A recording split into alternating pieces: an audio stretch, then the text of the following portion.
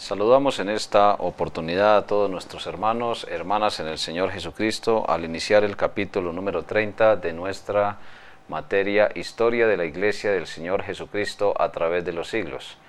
El capítulo 30 tiene que ver con las doctrinas de los bautistas suizos, alemanes, holandeses y todos los acontecimientos que complementariamente se dieron en los siglos XIV, XV y XVI. Son acontecimientos esenciales, no tiene nada que ver con una profundización histórica que se pueden encontrar en las diferentes enciclopedias, en los libros de historia de diferentes religiones, sino que más bien hacemos un énfasis en lo que fueron los acontecimientos históricos relacionados con la Iglesia del Señor Jesucristo. Acompáñenos en unos momentos de oración, por favor. Padre nuestro que estás en los cielos, estamos agradecidos por la maravillosa oportunidad que tú nos has dado de poder compartir estas lecciones de tu palabra, comparándolas con los 20 siglos de existencia de tu iglesia. Gracias porque has sido fiel, porque como iglesia nos hemos podido mantener en la sana doctrina. Ahora encomendamos en este momento todas y cada una de las necesidades de nuestras vidas. Pedimos especialmente que bendigas cada oyente, cada persona, cada estudiante, cada hermano, cada hermana que nos acompaña. Rogamos por las necesidades que ellos tienen y por las nuestras. En Cristo Jesús, nuestro amado Salvador. Amén. Doctrinas de los bautistas suizos, alemanes y holandeses. Es en el siglo XVI donde hay una referencia histórica en cuanto a la fundación supuesta de la Iglesia Bautista. Lo primero que tenemos que observar es que ya había una serie de reformadores que habían empezado a influir decididamente al interior de la Iglesia Católica Romana, y ya hemos mencionado brevemente, por ejemplo, a Zwinglio, hemos mencionado a Wycliffe, a Hus y a Savonarola. Nos falta mencionar dos grandes reformadores que son reconocidos en la historia del catolicismo romano. Esos dos grandes reformadores entonces fueron Martín Lutero, quien nacería en el año de 1483 y viviría hasta el año 1546. Como puede verse, Lutero fue realmente contemporáneo de Zwinglio y nació, se puede decir que un año antes que este, y murió 15 después. Zwinglio, como predecesor de Lutero, de Martín Lutero, quien fue un sacerdote agustino, pues tuvo bastante influencia en las decisiones y también en la parte doctrinal, entre comillas, que trató de enfatizar Martín Lutero. Durante la dura experiencia de Martín Lutero y de Zwinglio, pues se puede ver que hubo una gran y enorme resistencia por parte del catolicismo romano, que ya había convertido la religión en un burdo negocio de compra y venta de indulgencias y de descomposición al interior de ella misma. Lo que hace entonces Lutero es no unirse a una iglesia del Señor Jesús. En ese momento reconocemos que había mucha discusión sobre el bautismo infantil y Lutero, en lugar de buscar una iglesia de Jesús, pues entiende más bien una reforma como una iglesia al interior de la Iglesia Católica Romana. Fracasado el intento, entonces resuelve ya de una manera decidida y ante la imposibilidad de reformar a la Iglesia Católica Romana en organizar una nueva congregación, una nueva religión. Lutero, luego de librar grandes batallas con los grandes jerarcas del catolicismo, pues sencillamente funda en Alemania, ayudado por los prominentes líderes de ese país, en 1530 más o menos, una institución enteramente nueva conocida actualmente como la Iglesia Luterana. Pronto se convirtió en la iglesia oficial de Alemania. Esa fue la primera de las nuevas fundaciones salidas directamente de Roma. Rompieron, eso sí, con todo compromiso y fidelidad y obediencia a la iglesia madre, como la llaman, y a continuar viviendo en ese tipo de relación. Es ahora entonces cuando pasamos un poco por alto, porque ya mencionamos anteriormente a la nación inglesa. Ya sabemos que en Inglaterra Enrique VIII se había convertido también al iniciar el siglo XVI mejor, en jerarca máximo de la iglesia anglicana. Entonces notemos que ya por lo menos se completan aquí tres grandes divisiones. La primera, el cisma de la Iglesia Católica de Oriente con la de Occidente. La segunda, cuando se presenta la división con Enrique VIII, y la tercera aquí con Martín Lutero.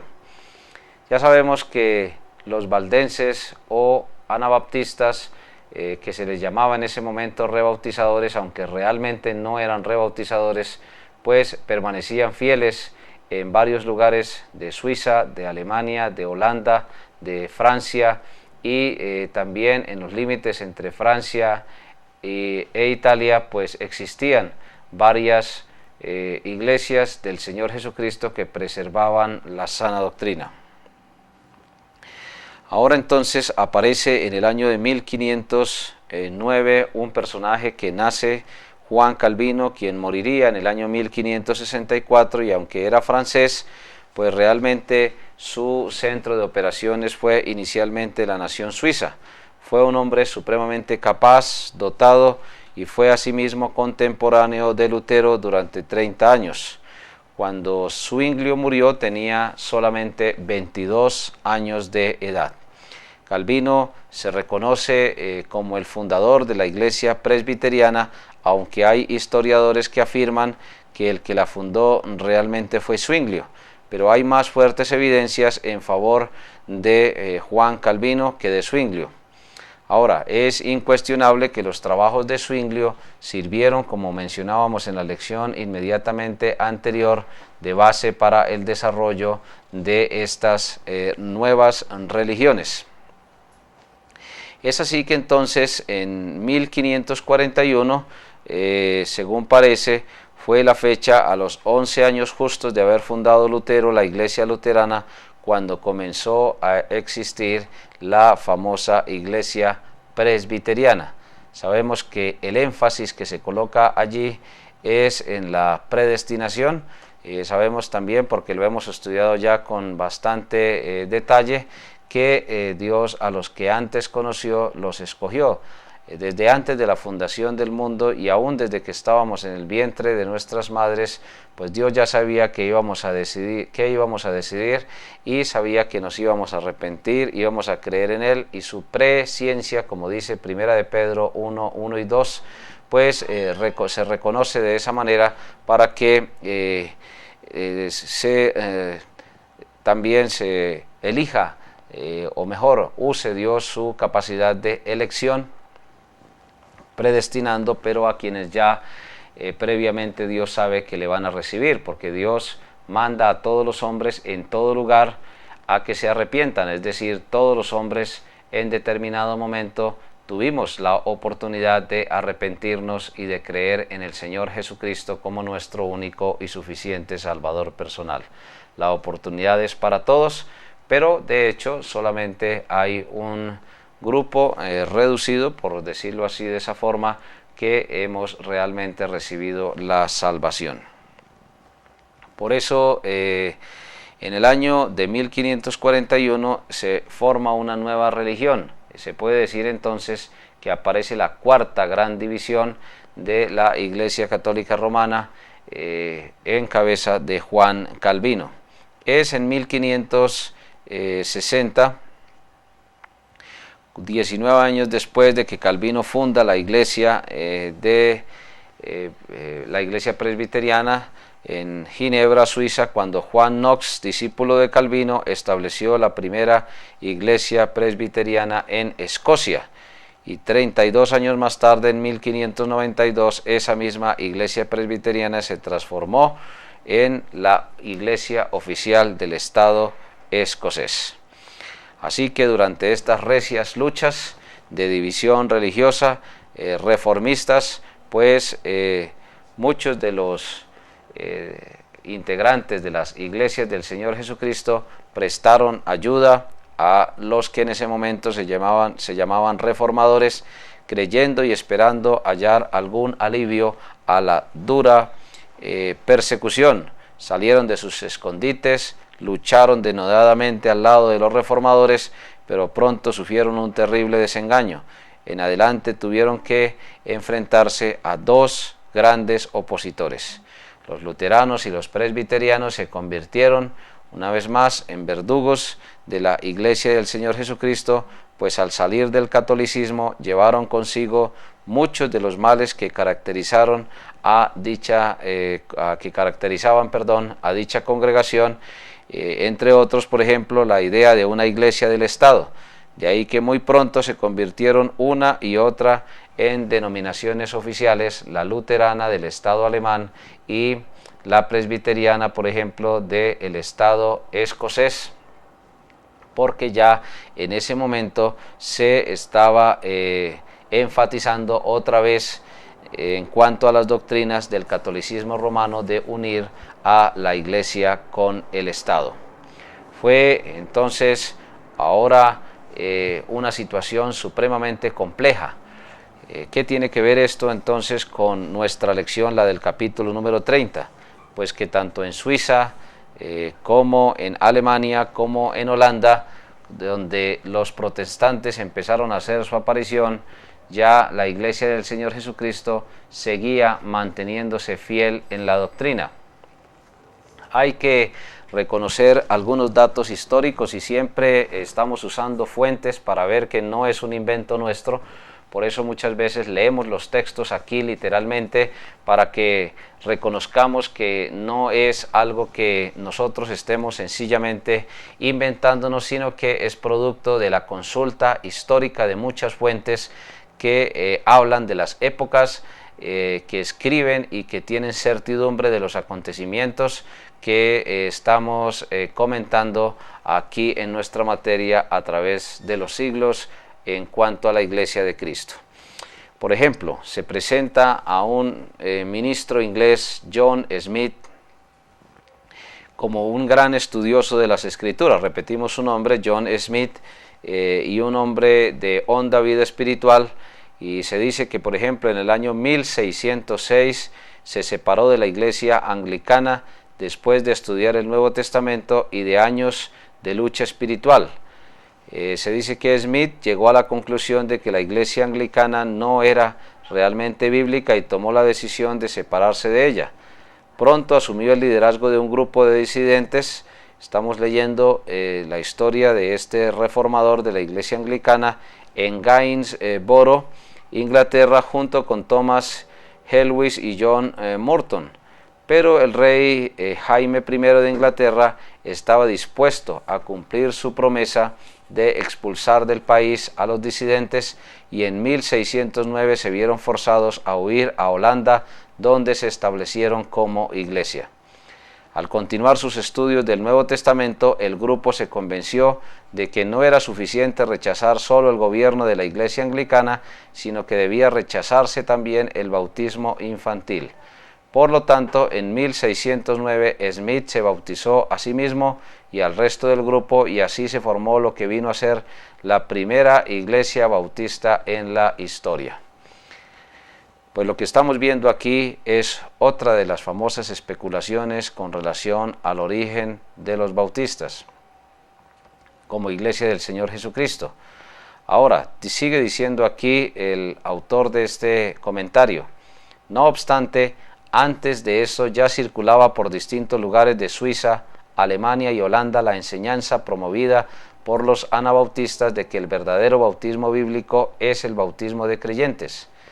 Líderes como Konrad Grebel y Felix Manz morían en 1527 en Suiza por su fe bíblica sobre el bautismo. Es decir, el Espíritu Santo estaba actuando en diferentes lugares para llevar a hombres y mujeres inquietos a la misma verdad bíblica. Lo que podemos notar es que en el fondo hay un gran porcentaje de contradicción en esta información histórica que se quiere presentar. La primera iglesia bautista no fue en 1606, ni fue fundada por John Smith, como se quiere presentar aquí. La primera iglesia de Cristo fue la de Jerusalén, y así sucesivamente, siglo por siglo, se fueron manteniendo las comunidades como iglesia del Señor Jesucristo, que en ningún momento aceptaron y bajo ninguna circunstancia reconocieron el bautismo de personas que no se hubieran primero arrepentido y que no hubieran creído en Jesús como su único, verdadero y suficiente Salvador personal. Es por eso, mis amados hermanos y hermanas, que una iglesia de Cristo no se fundó que la iglesia de Cristo no estuvo silenciada durante cerca de 1300 años, y solamente hasta el año 1606, como dice acá, y 1609 se volvió a restablecer.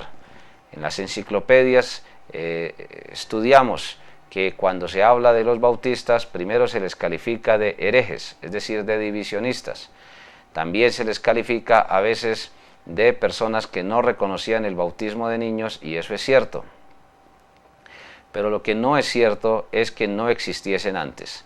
Antes de estos predicadores, habían grandes predicadores como Montano, Tertuliano, como los arnaldistas, como los paulicianos, como los valdenses, y ahora como los bautistas, que a veces fueron llamados anabautistas, pero que podían trazar su origen desde los valdenses, pasando luego a los novacianos, pasando luego así sucesivamente a los petrobrusianos, y devolviéndose hasta llegar a los montanistas, quienes descendían directamente del apóstol Juan en las iglesias que fueron establecidas en el Asia Menor, región que fue conocida como la región de Frigia.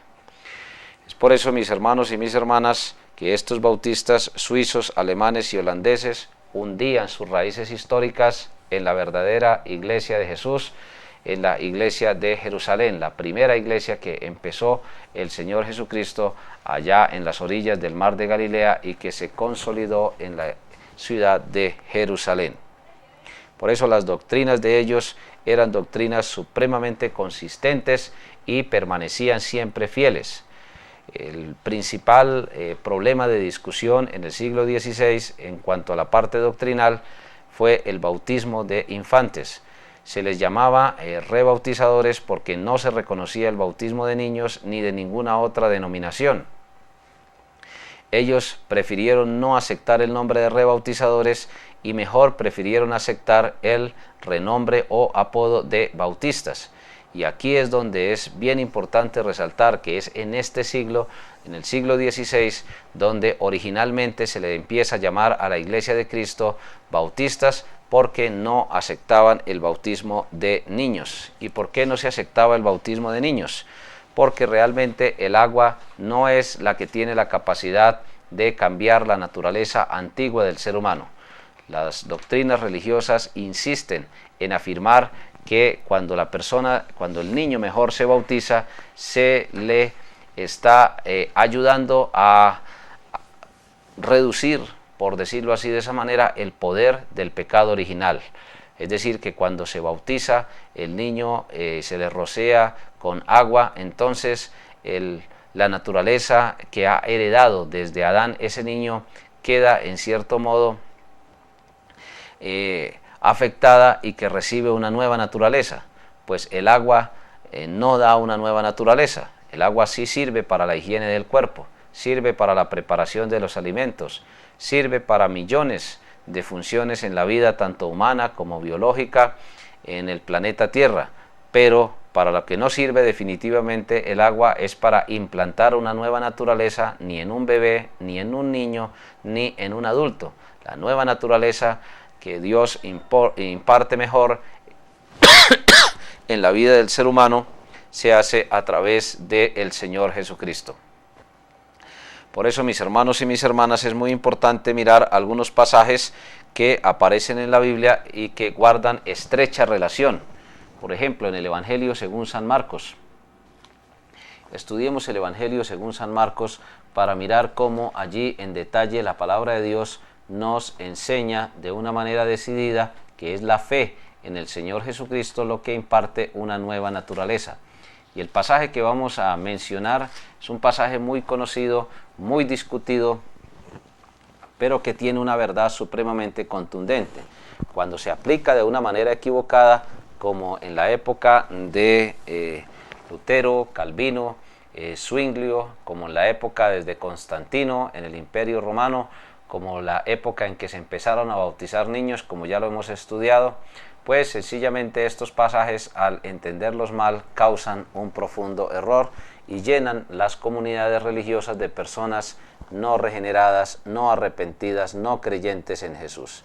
Y Jesús les dice: id por todo el mundo y predicad el Evangelio a toda criatura. El que creyere, y primero habla de creer, y luego dice: y fuere bautizado será salvo, mas el que no creyere será condenado. Lo que está diciendo aquí el Evangelio según San Marcos, capítulo número 16, en el verso número 16 también, es que es la fe la que realmente hace la diferencia entre condenación y salvación, no el bautismo. Por eso el texto termina diciendo: el que no creyere, mas el que no creyere será condenado. Primero es el acto de fe, primero es la decisión de fe, y por medio de la decisión de fe, que es producto del arrepentimiento, viene ahí sí entonces la oportunidad de bautizar. ¿Cómo hace un niño para arrepentirse y creer que Jesús es su Salvador? No tiene la capacidad de hacerlo, no tiene la facultad de hacerlo, ni recién nacido ni tampoco en su corta edad. Es una decisión absolutamente consciente. Por eso el agua no tiene los méritos de impartir una nueva naturaleza a un ser humano.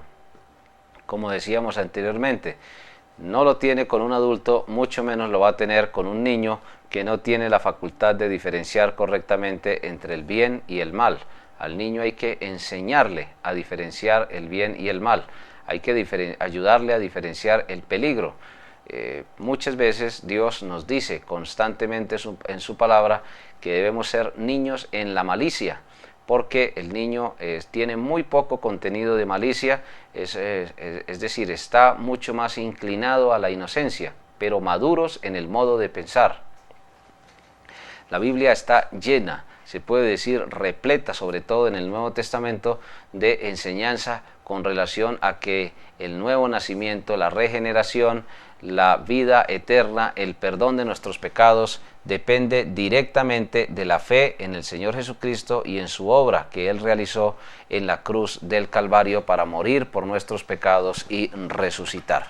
Observemos algunos textos que nos corroboran esta parte doctrinal porque es absolutamente necesario hacerlo. Por ejemplo, en el Evangelio según San Juan, capítulo 3, en el verso número 18, se nos demuestra que no es el bautismo el que finalmente trae perdón para los pecados del ser humano. Juan capítulo 3, en el verso número 18, dice la palabra del Señor: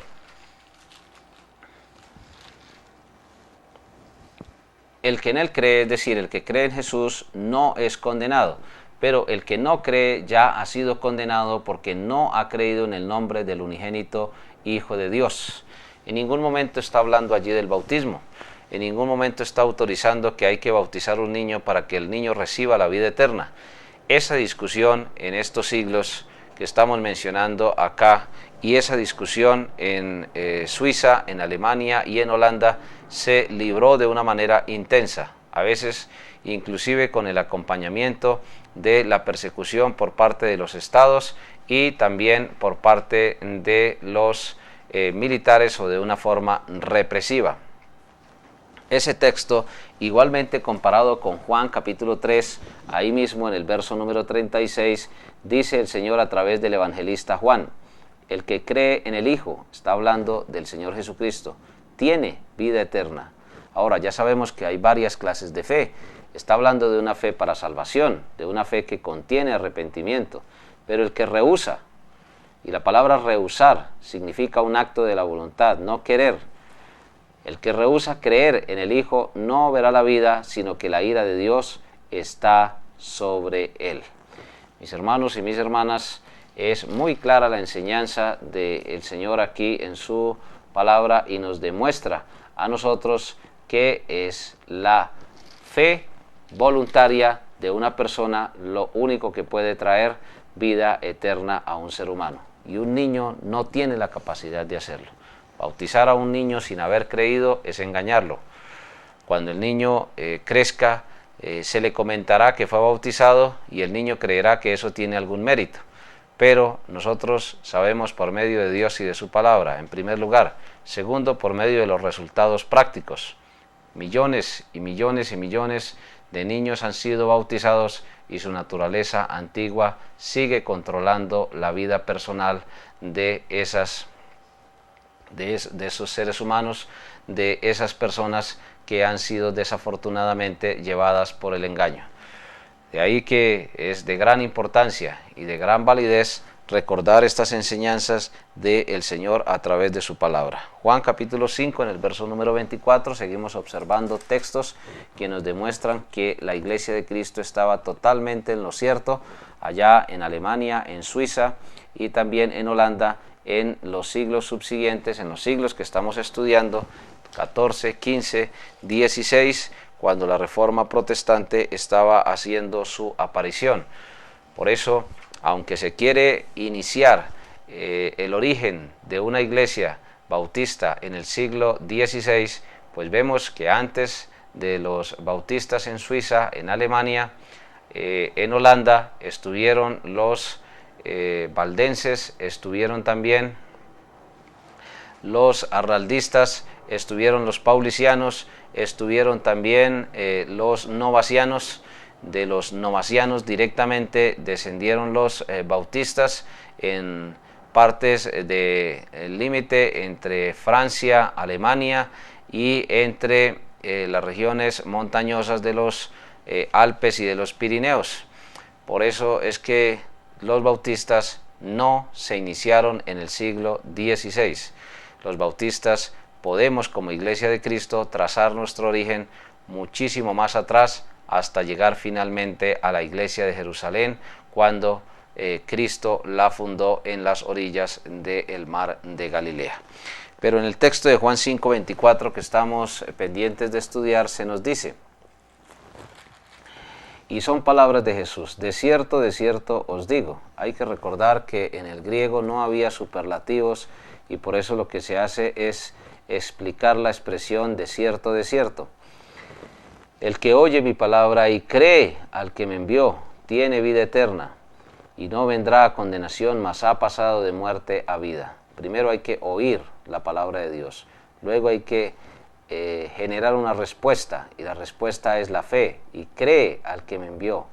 Luego dice tiene, en el tercer lugar, el verbo en presente, es un presente continuo, es una acción continua, no es una acción inmediata, sino es una acción que se prolonga en el tiempo. Tiene vida eterna y no vendrá, es decir, que no vamos a ir a donde el Señor Jesucristo a ser condenados, vamos a ser juzgados para galardones, pero no para salvación, y no vendrá a condenación, mas ha pasado de muerte a vida. Sabemos que la Biblia enseña dos clases de muertes, la muerte espiritual y la muerte física. Puede que suframos la muerte física si el Señor no regresa mientras estemos vivos, porque de lo contrario, si regresa, pues seríamos arrebatados. Nuestra muerte sería instantánea, en fracciones de segundo. Pero en la muerte espiritual sí, ya un creyente en Cristo definitivamente no va a participar. No vamos a participar como creyentes en el Señor Jesús en ningún tipo de muerte espiritual. Es muy clara la palabra de Dios ahí, que relaciona la fe con la vida eterna y con recibir el perdón de nuestros pecados. Otro texto en Juan capítulo 6, en el verso número 47, también se nos enseña claramente cómo es la fe, una vez más, y no el agua, no el bautismo, lo que trae vida eterna. De cierto os digo, el que cree en mí tiene vida eterna. Hermanos y hermanas, la enseñanza de Jesús no puede ser más contundente. Estos hermanos de las iglesias bautistas en Suiza, en Alemania, en Holanda, estaban absolutamente en toda la razón. Eran hermanos que habían aprendido. ¿Y habían aprendido de quién? Habían aprendido de los valdenses. Hay evidencias históricas que estos hermanos, que ahora se llamaban bautistas, en ningún momento inventaron la doctrina por ellos mismos. No empezaron ellos mismos a predicar esa doctrina, todo lo contrario, podían trazar su origen de una manera decidida a través de los valdenses, pasando por cada una de las comunidades de Cristo hasta llegar finalmente hasta la iglesia de Jerusalén, donde el Señor Jesucristo fundó y estableció una iglesia que, aunque era ambulante, era la iglesia del Señor Jesús. Por eso, mis amados hermanos y hermanas, necesitamos llegar a conclusiones históricas, bíblicas y doctrinales. La primera conclusión que necesitamos deducir aquí es que los bautistas que se mencionan en Alemania, en Suiza, en Holanda, se originaron en los valdenses, número uno. Número dos, no aceptaban el nombre de anabaptistas o anabautistas porque ya ellos habían reconocido que un verdadero bautizo bíblico cumplía por lo menos 4 requisitos, y las personas que les acusaban pues bautizaban niños y no enseñaban el verdadero evangelio de Jesús antes de ir a bautizar a una persona. En tercer lugar, podemos demostrar que nunca estuvieron comprometidos ni con la Iglesia Católica Romana, ni tampoco hicieron parte de ella, ni mucho menos se unieron a ella. Tampoco se unieron a las nuevas congregaciones religiosas, luteranos, calvinistas, ni en ninguno de los países, ni mucho menos se unieron a la Iglesia Católica Ortodoxa, y aún menos se unieron a la Iglesia Anglicana en Inglaterra. Es por eso que lo que podemos ver es que las iglesias avanzaban de una manera bastante ferviente. Había iglesias de Cristo en Inglaterra, había iglesias de Cristo en Alemania, en Suiza, en Holanda, en las fronteras entre Italia y Francia, en las fronteras entre Francia y España, en algunas regiones del continente asiático, en algunas regiones de la parte norte de África, como ya lo hemos visto anteriormente en nuestros mapas, pero siempre con la misma doctrina. Los nombres habían ido cambiando, lentamente se habían cambiado de acuerdo a los nombres de los pastores, pero la doctrina, la práctica de la doctrina, la historia también, y también la autoridad de la iglesia era plenamente decidida, plenamente confirmada, plenamente reconocida, tanto que la oposición férrea que enfrentaron estos bautistas de Alemania, de Suiza y de Holanda fue precisamente por no permitir el bautizo de los infantes, de los niños que no tenían la oportunidad ni la capacidad de arrepentirse y de creer en el Señor Jesucristo. Los demás datos históricos están allí consignados. Se observa cómo definitivamente las iglesias del Señor Jesucristo tuvieron que enfrentar una dura persecución, una dura oposición, inclusive ya ahora no por parte solamente de los católicos romanos, sino también de los reformados. Es por eso que no se acepta que una iglesia del Señor Jesucristo sea una iglesia o evangélica o protestante, porque la iglesia de Cristo nunca hizo parte. Sabemos que los católicos romanos llaman protestantes a los luteranos, protestantes a los calvinistas, protestantes a todos los movimientos que se empezaron a formar luego de las divisiones subsecuentes que salieron de la Reforma protestante. Sabemos también que Ignacio de Loyola uno de los líderes que estableció la Compañía de Jesús, lo que comúnmente se conoce como los jesuitas, pues tuvieron una gran influencia para tratar de contener el avance de la Reforma, y que en muchas ocasiones pues hubo necesidad de muchos acuerdos políticos también para tratar de zanjar las diferencias. Sabemos, por ejemplo, también que en Inglaterra, en Escocia, hay grandes enfrentamientos entre católicos y protestantes por estos días. En Irlanda particularmente, en el siglo XX fue un siglo de gran derramamiento de sangre por la división que existe entre católicos romanos y protestantes y las subsecuentes divisiones religiosas. Pero lo que sí necesitamos nosotros enfatizar es que en estos siglos XIV, XV y XVI, pues en Alemania, en Suiza, en Holanda, llegan nuevas personas a establecer iglesias del Señor Jesucristo, a no tolerar el bautizo de infantes y a reconocer solamente la autoridad de lo que estaba escrito en la palabra del Señor. Mis amados hermanos, hermanas, como decíamos anteriormente, se puede hacer toda una serie de comentarios, se pueden realizar inquietudes, dudas, en fin, pero lo importante es que los hechos históricos están ahí, los hechos donde se reconoce que el orden de Dios ha sido muy claro. Primero, el hecho de que Jesús ha sido fiel a su promesa, de que las puertas del infierno no prevalecerían contra su iglesia, de que también Él estaría con su iglesia todos los días hasta el fin del mundo.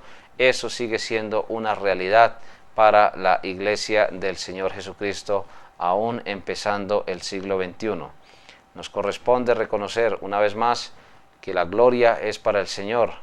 Épocas en que la Biblia era tan difícil de transportar, épocas en que la imprenta apenas estaba en sus primeros albores, épocas en que tener una porción completa de la Biblia en idiomas como el español era absolutamente complejo. Ya sabemos que estaba apenas en ciernes la traducción de la versión al español de Reina y Valera con sus correspondientes revisiones. Pero lo que también tenemos que reconocer es que Dios mantiene su fidelidad con su iglesia, que a pesar de no ser tan numerosa por la múltiple persecución, pues aún seguían predicando el Evangelio del Señor Jesucristo en medio de tantas dificultades, y sobre todo de bautizar a los que verdaderamente eran creyentes en el Señor Jesús como único, verdadero y suficiente Salvador personal. Es nuestro anhelo que el Señor les continúe bendiciendo a todos ustedes, a todos nosotros, y que Él nos dé la maravillosa oportunidad de seguir preservando la sana doctrina hasta cuando Él regrese. Muchísimas gracias por acompañarnos en esta maravillosa oportunidad, en esta lección, la lección número 30, donde hemos visto cómo los bautistas alemanes, suizos y holandeses preservaron la sana doctrina. Ahí se ve de esa manera cómo la Iglesia de Cristo siguió fiel a lo que el Señor le había encomendado. Muchas gracias por acompañarnos, que el Señor nos siga bendiciendo a todos de una manera grande, rica y abundante, y esperamos que sus preguntas, comentarios, dudas, inquietudes, evaluaciones sigan sirviendo de gran bendición para todos ustedes y para todos nosotros. Muchas gracias y hasta una próxima oportunidad.